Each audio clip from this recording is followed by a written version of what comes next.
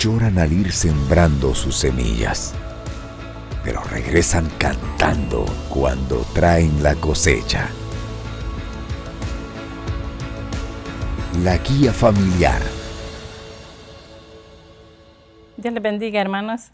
Un saludo para todos aquellos que pertenecen al sistema celular.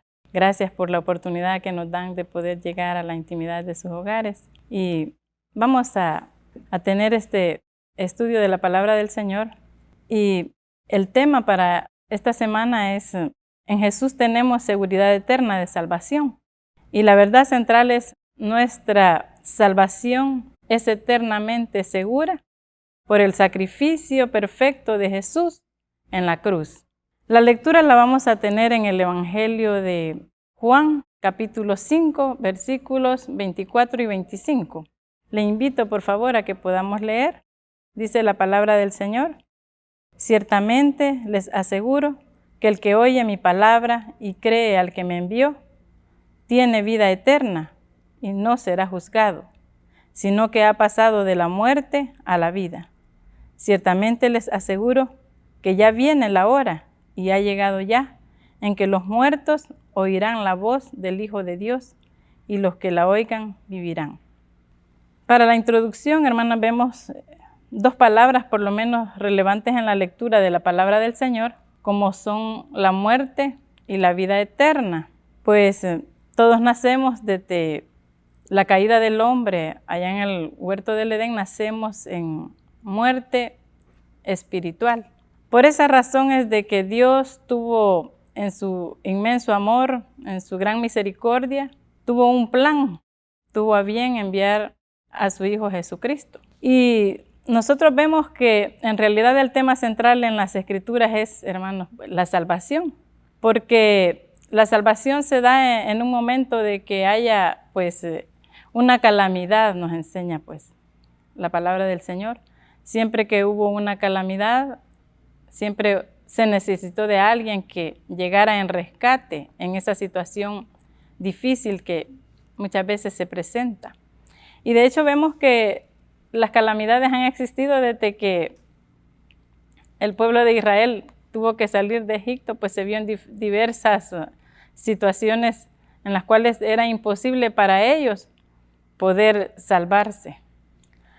Pero cuando hablamos de que es un rescate de una calamidad, hermanos, y pensamos por un momento quizás en la lectura que hemos tenido, ahí hay un hombre que está en calamidad y se encuentra con Jesús y él lo sana, es el paralítico que está en Betesda.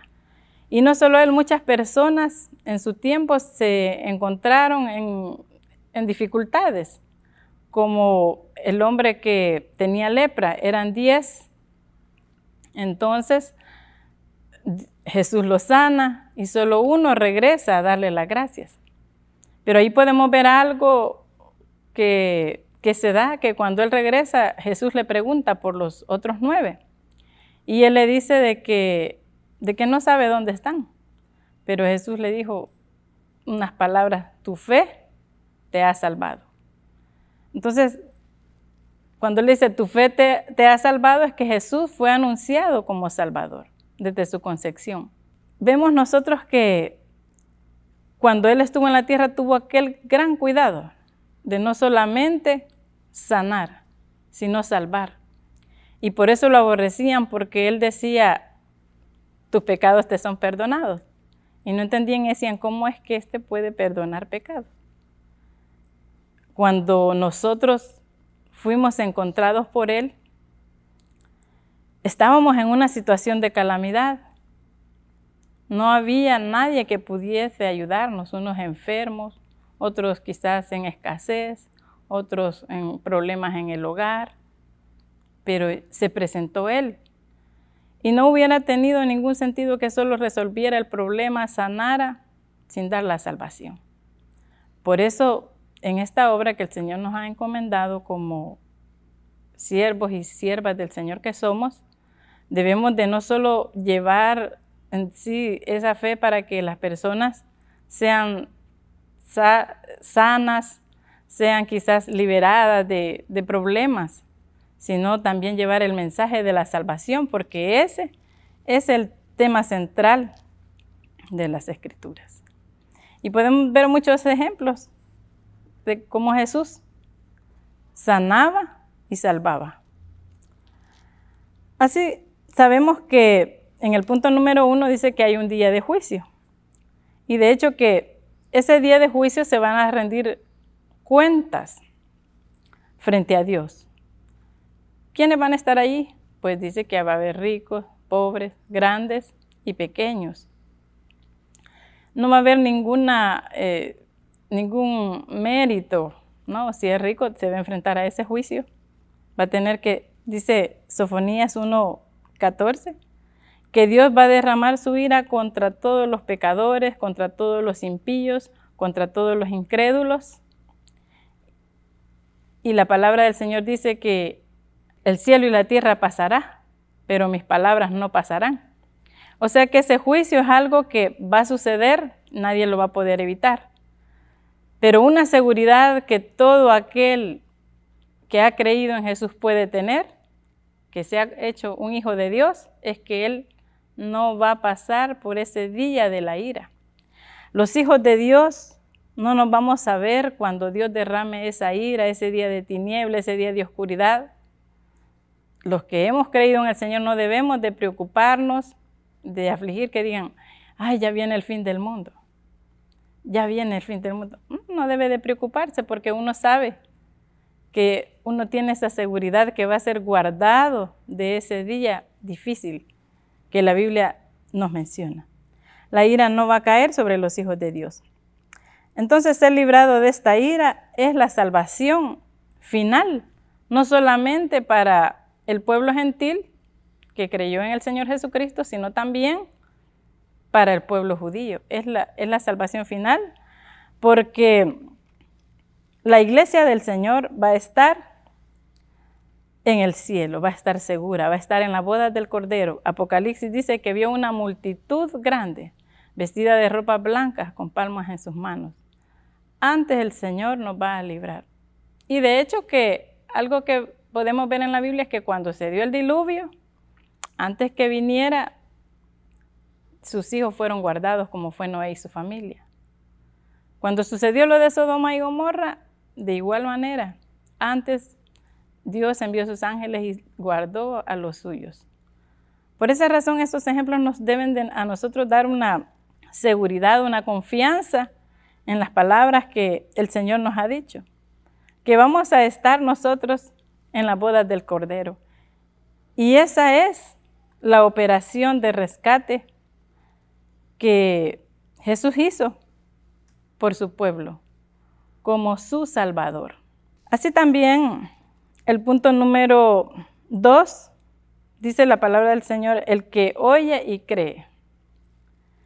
Dice la palabra del Señor, ciertamente, dice el verso 24, les aseguro que el que oye mi palabra y cree al que me envió, tiene vida eterna y no será juzgado. Las palabras de Jesús aquí nos está hablando de que a Él se le dio la autoridad, a Él se le delegó. Y Él no está diciendo unas palabras tan sencillas, son unas palabras de ponerlas, tomarlas muy en serio. Dice, la salvación es una realidad que se espera en un futuro, pero se recibe desde el momento en que se cree. Oír y creer es reconocer verdaderamente el sacrificio que Jesús hizo por nosotros en la cruz del Calvario. Porque alguien puede decir, sí, yo reconozco que Jesús es bueno, que murió por los pecados. Pero oír y creer es realmente reconocerlo y no solo reconocerlo en el corazón. Porque quizás si vemos ejemplos, hay una mujer que se menciona en la Biblia en Hechos, capítulo 16, Lidia, una mujer que ella se reunía con los judíos de la época. Ella decía amar al Señor, pero cuando un día tuvo la oportunidad de oír el mensaje del apóstol Pablo, dice la palabra del Señor que su corazón, oyó la palabra y su corazón fue abierto. Entonces es importante que nuestro corazón, el Espíritu Santo lo abra. Es una operación muy especial que hace el Espíritu Santo en el ser humano. Así también vemos nosotros de que hay otro ejemplo de otro personaje en Hechos, como fue el rey Agripa, que Pablo le relata toda su conversión, cómo había sucedido los acontecimientos, y él dice, por un poco le dice, y me persuades a ser cristiano. Entonces, alguien puede actuar de esa forma y decir, no, sí, yo creo, casi me persuades, pero eso no es suficiente. En un momento se puede perder esta gran oportunidad que Jesús está dando, que dice, el que oye y cree al que me envió, ese no será juzgado. Entonces, creer en sí es un verbo continuo. Creer es importante. ¿Y por qué es continuo el verbo? Porque creo hoy, acepté a Cristo, creo mañana, creo el siguiente día. Vaya, el que aceptó hace 20 años, ese día que él creyó en Jesús, empezó a creer cada día fue creciendo su fe, fue aumentando y fue creciendo, y va a llegar, pasan 40 años, fallecen las personas y mueren creyendo en el Señor. ¿Qué significa? Que tuvo una relación en la cual tiene esa seguridad que el Señor vino a darnos. Entonces es una acción permanente y presente que el que cree tiene. Es importante que llevemos nosotros esto hasta el final, llevar nosotros esa convicción, porque dice la Biblia, el que persevere hasta el fin, este será salvo. Bueno, persevera hasta el fin el que tiene la seguridad eterna de salvación. Persevera hasta el fin el que ha creído en el Señor.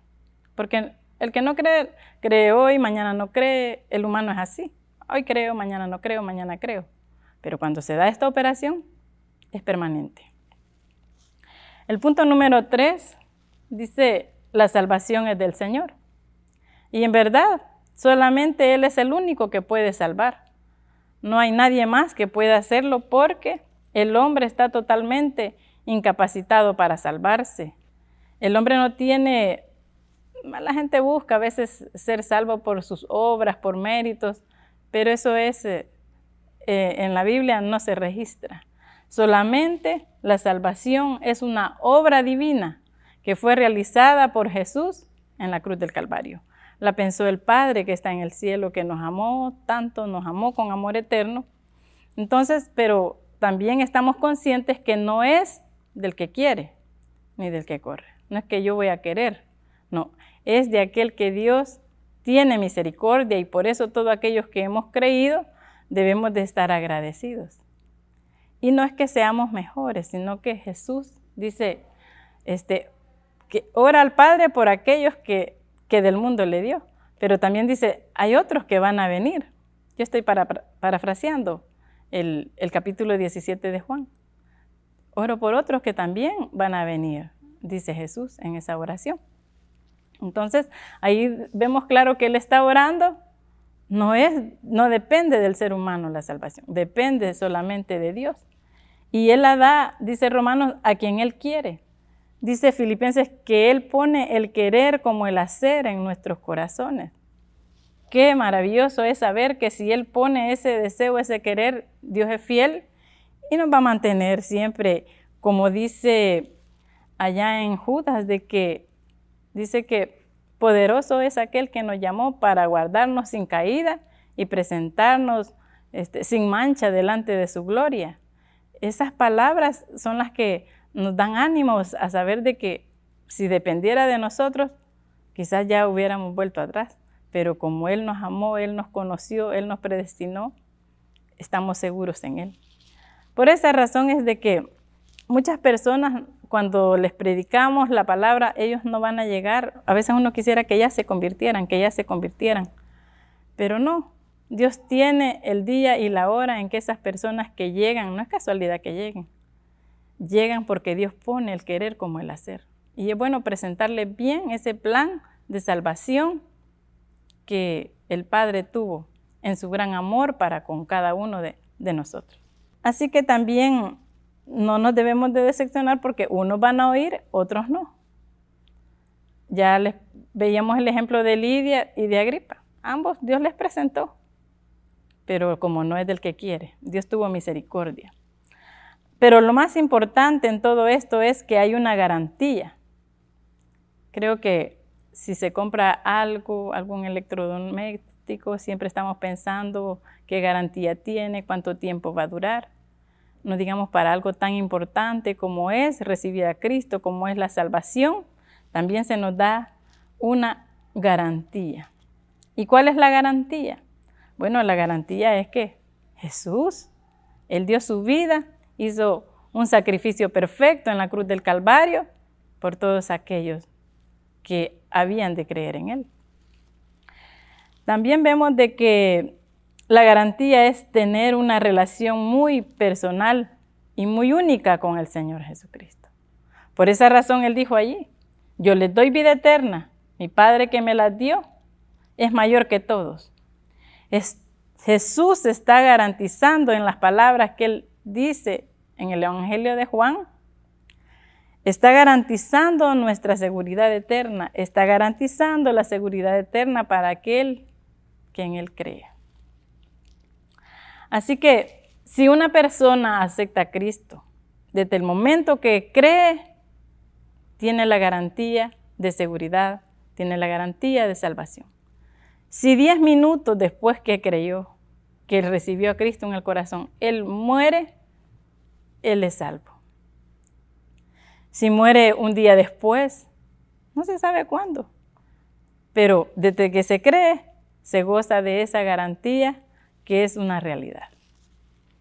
Así que nosotros debemos de sentirnos agradecidos y seguros por ese sacrificio que Jesús hizo, no porque fuéramos quizás los mejores, no porque fuéramos bonitos o rubios o blancos o morenos, no fue por eso, sencillamente fue su amor, fue su gracia es su misericordia, dar lo que no merecíamos, fue su gran amor. En la aplicación podemos quizás ver que de no ser por la gracia de Dios, nosotros seríamos juzgados y seríamos también condenados. La única diferencia entre aquellos que serán condenados en el juicio del gran trono blanco y nosotros es solamente el amor incondicional de Dios, su misericordia. Así que estamos conscientes que todos merecíamos la condenación por cuanto todos pecamos y estábamos destituidos de la gloria de Dios. Pero Él nos dio ese regalo. Sin ese regalo nosotros seríamos condenados. Así que ya hablábamos que la garantía que tenemos es la gracia, porque no hicimos ningún mérito, no hicimos nada para poder alcanzar esta gracia que el Señor nos dio. Y Él tomó a su Hijo Jesucristo. Sobre Jesús puso todos nuestros pecados, todas nuestras culpas, se las puso a Él sobre sus espaldas. Fue algo muy, quizás doloroso. Dice la Biblia que Jesús fue varón de dolores y experimentado en quebranto por cada uno de nosotros. Él cargó. Y Jesús, Él dijo allá en la cruz, Dios mío, dice, ¿por qué me has desamparado? Se siente solo. Quizá fue un momento muy difícil para Él, sentirse solo, a causa de que a Él se le pusieron todas nuestras culpas, todos nuestros pecados. El peor pecado, el más grande que puede existir, Él lo llevó. Él fue herido y molido por nuestras rebeliones. El castigo de nuestra paz fue sobre Él. Así que eso es lo que a nosotros nos da esa seguridad, que Él tomó nuestros múltiples pecados y lo llevó. Así que vemos aquí de que Jesús pronuncia esas palabras en la cruz que dice, consumado es. Con esas palabras que Él dice, le está dando esta seguridad. Por esta razón, cuando él habla en el verso 24 y dice, ciertamente les aseguro que el que oye mi palabra y cree al que me envió, tiene vida eterna, porque él vino a dar su vida, y él otorga la vida eterna, y no será juzgado, sino que ha pasado de la muerte a la vida. Entonces vemos que no se va a ver el Hijo de Dios en ese juicio del gran trono blanco, sino aquellos que no recibieron a Jesús como su único Salvador. Porque ahora en este tiempo gozamos de Él como nuestro abogado. Juan dice, hijitos, si alguno hubiese pecado, abogado tiene para con el Padre a Jesucristo el justo. Y Él es justo porque Él llevó nuestras culpas en la cruz. Pero cuando venga ese día del juicio del gran trono blanco, va a estar como juez. Y esta palabra que hemos leído es la que va a condenar o va a salvar. Así que vemos que el apóstol Pablo tenía una seguridad. Por eso lo vemos que cuando él dice, para mí el vivir es Cristo y el morir es ganancia, es la actitud que debemos de tomar nosotros también como hijos de Dios. Caminar con esa seguridad que Él nos ha dado a través de su Hijo Jesucristo. Y él decía, bueno, si vivimos, decía Pablo, para Él vivimos. Si morimos, para Él morimos. Lo decía de esa forma tan segura porque sabía en quién había creído Él. Sabía quién lo había llamado, quién lo había predestinado, quién lo había salvado. En Jesús nosotros tenemos esa seguridad eterna de salvación. Ahora pregunto, ¿tiene usted la seguridad eterna de salvación? ¿Ha puesto su confianza plenamente en el sacrificio que Jesús hizo en la cruz? Contésteselo usted. Bueno, hermanos, hasta aquí dejamos pues este estudio de la palabra del Señor. Y como ya lo hemos dicho, esta solamente es una guía. Yo sé que ustedes pueden orar, estudiar, y no dudo que Dios ha de usar grandemente sus vidas, pues es Dios el que usa a cada uno como Él quiere y Él sabe las necesidades que hay en las diferentes células. Ahí llegan muchos hijos del Señor que todavía no han recibido esta salvación, pero están pronto a hacerlo, y por ello es que debemos de orar. Dios les bendiga. Lloran al ir sembrando sus semillas, pero regresan cantando cuando traen la cosecha. La guía familiar